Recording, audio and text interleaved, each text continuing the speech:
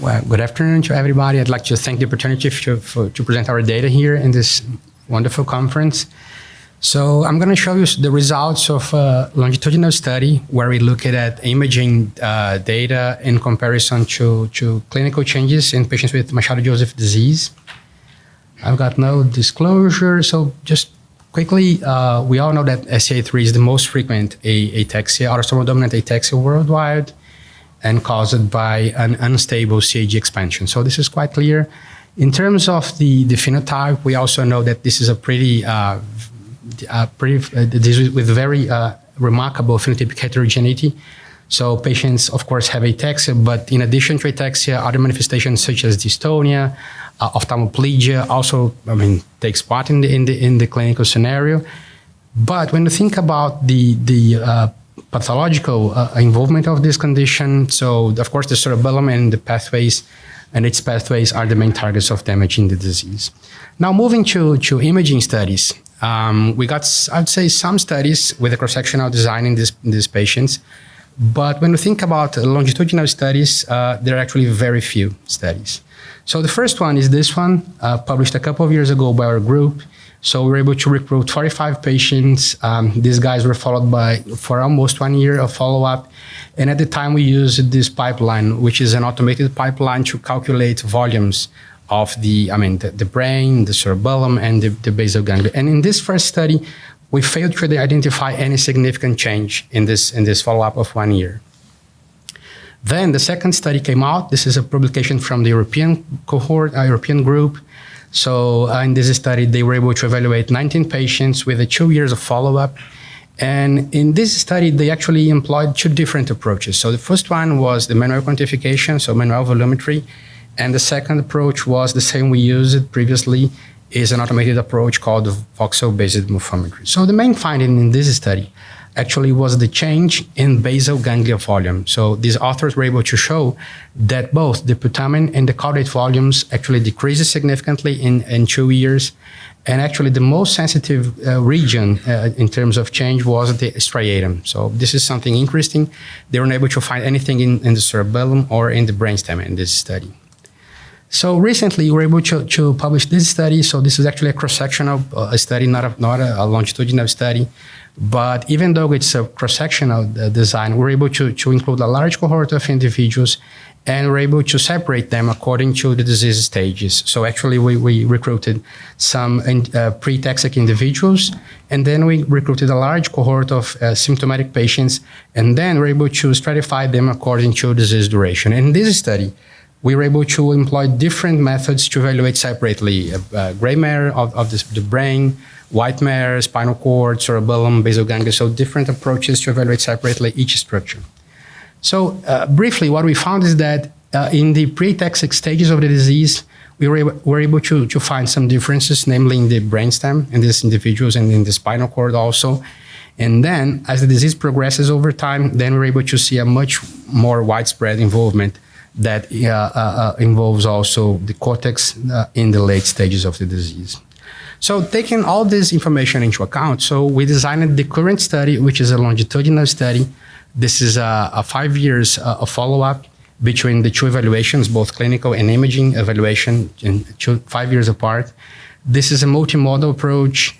And our attempt actually was trying to characterize the progression, not only in terms of the clinical change, but also in terms of what changes when we look at the MRI scans of these individuals. So in the end, we're trying to find more sensitive methods to track disease progression in these patients. So we recruited 24 individuals with Machado-Joseph disease and 22 healthy controls. All individuals underwent 3 Tesla scanning. And we also recorded clinical data, so basically data from medical history, physical examination, and we employed the SAR scale to quantify ataxia severity in these individuals. Just a quick note is that not all patients underwent all analysis, so actually from the large cohort of 24 individuals, we got data from 21 to evaluate DTI, that means evaluation of the white matter, only for 21. And T1 analysis to evaluate basically volume of the gray matter for 23 individuals. And then we had the controls that were essentially matched in terms of age and gender. So we use different pipelines. I'm just going to go really quick through all of them, just to let you know.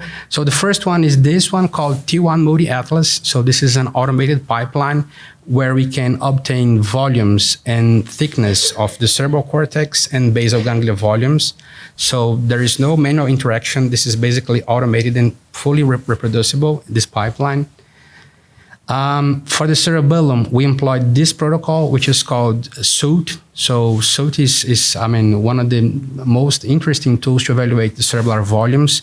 It's also automated, so we have some pre-processing steps that you can see here.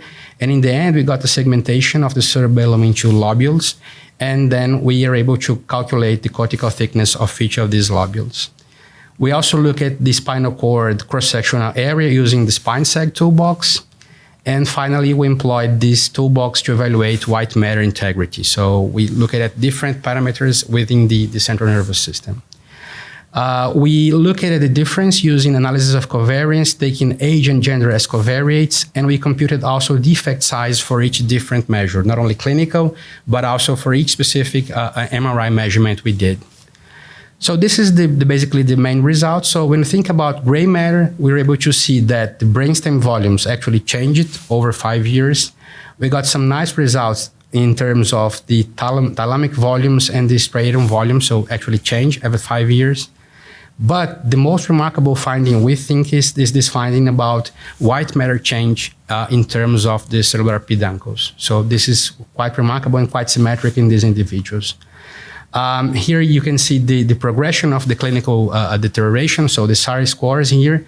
So on average, the patients progressed at a rate of 0.7 per year. And then when we compare the effect sizes, that means the sensitivity to track progression over 5 years, then we have for SARA 0.81, but for other measurements based in imaging, we got really much larger effect sizes. Namely, when you think about using DTI for the cerebellar peduncles and for the cortical spinal tracts. We were somewhat surprised by the negative findings regarding the cerebellum and the spinal cord. If you remind with me the first paper, the cross-sectional study, we had really nice results of the cerebellum and the spinal cord, but here we could not find any progression after 5 years. And our hypothesis is that these structures are already atrophic at baseline because this cohort included patients with, I would say, long disease duration at baseline, so close to 13 years when they were first scanned in the first time. So this is a possible explanation. So in the end, just to conclude, I'd like to point out that this study demonstrated that cerebellar peduncles and cortical spinal tracts are the regions that showed more intense progressive changes in these individuals. And we assume that neuroimaging of these structures is a non-invasive method, is essentially non-operator dependent, so it's fully automated, so we don't have any concern about reproducibility. There is no inter-observer difference, and it looks more sensitive than clinical scales alone to evaluate disease progression. So we really believe that it might be useful as potential biomarkers to follow patients with Machado-Joseph disease. So I think this is the last slide. I'd like to thank my group in Brazil and our collaborators in Brazil and here in the US. Thank you so much.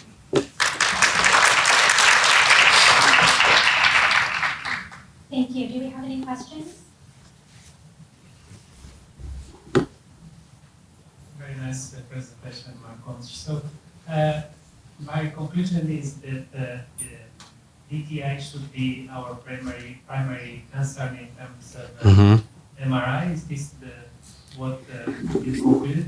Yeah, if we look at the data, especially the effect size results, I would say that DTI of the peduncles of the cortical spinal tract would be the most sensitive measurement.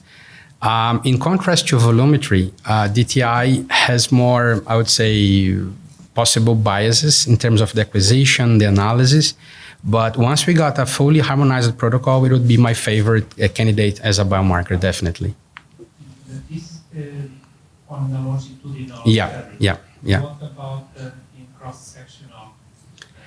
Well, I didn't I didn't actually show here, but we got, I would say, several papers using DTI of these regions. And I would say most of them had really interesting correlations between the DTI of the peduncles and clinical measurements, either SARA or disease duration. So from cross-sectional point of view, they're also interesting candidates also.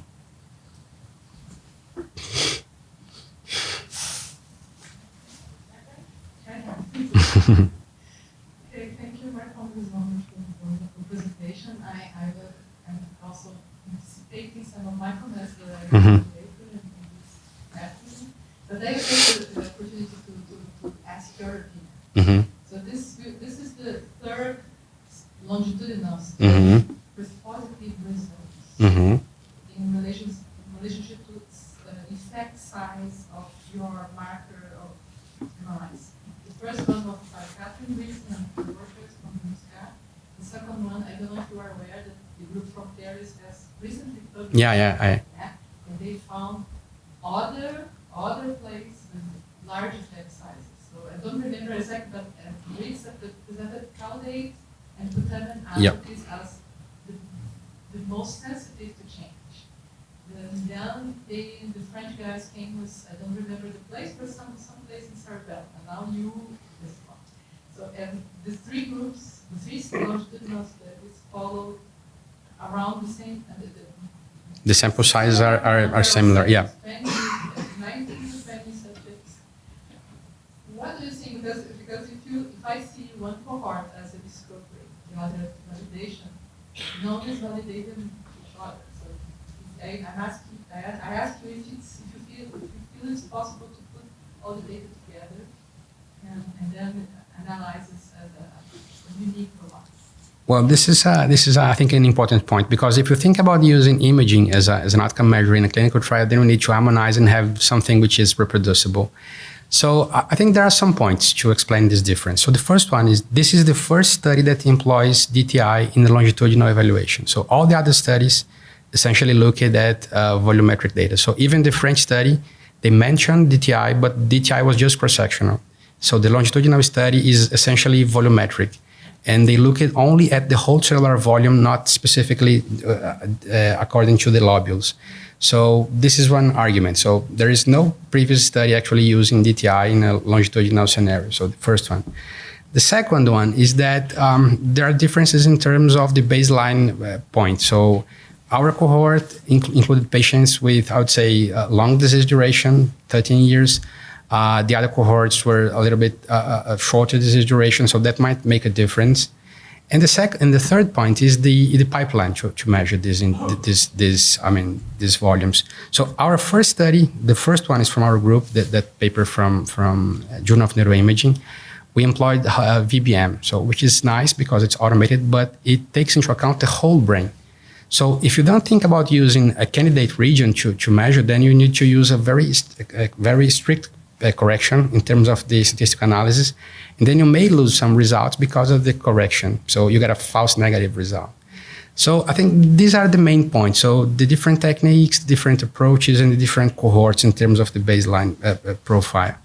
But as soon as we harmonize all these situations, I think imaging definitely may be useful.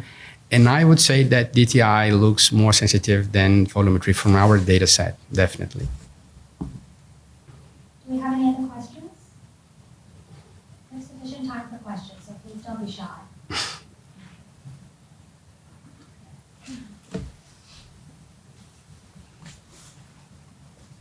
With different clinical subtypes in MJD, were they all from the same subtype, or did you recognize differences, whether like patients show Parkinsonian symptoms or so?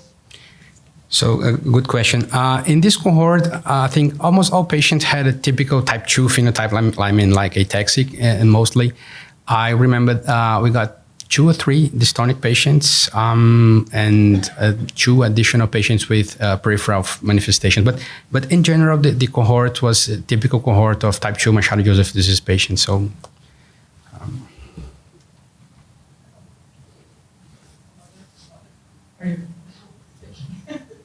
Another question I was thinking, because we are looking for state biomarkers for a simple reason that interventions are about to come. Probably, we need to be ready for clinical trials. Concerning the interval in between observations used on the mice, usually it was 2 years, your evaluation was 5 years. So, from the point of view of clinical trials, 1 year interval is large, sufficiently large to put us a little bit afraid of that. I would like to hear your opinion about how to use this potential biomarker in a concrete possible clinical trial. Yeah, this is an important question, and I'm not sure if I have the right answer for that. I have doubts whether 1 year of follow-up would be enough for us to see volumetric changes in these individuals. So this is the reason why I think that DTI might be more sensitive even in the short time frame, because in our first paper that from 2012, so we just had volumetric data, so we didn't look at the DTI. So maybe one of the reasons why we could not find any difference was because it was basically a volumetric study. So I think DTI might be interesting. We need to have more data. So we're beginning to get this data for short time frames. And I think there's another interesting candidate, which is a spectroscopy. So the group from the US, from Golinos, is working on that. They published a paper last year in Annals of Neurology showing interesting results, even in pre-ataxic stages of the disease, because it's more like a functional finding. So I think these would be my favorite candidates if we're thinking about using them in a clinical trial and in a shorter time frame. So diffusion tensor imaging, definitely, and spectroscopy data, I think. Volumetry is more, easy for us to understand. The correlation is more obvious, I would say, but I think it would not be very sensitive to change in the short time frame.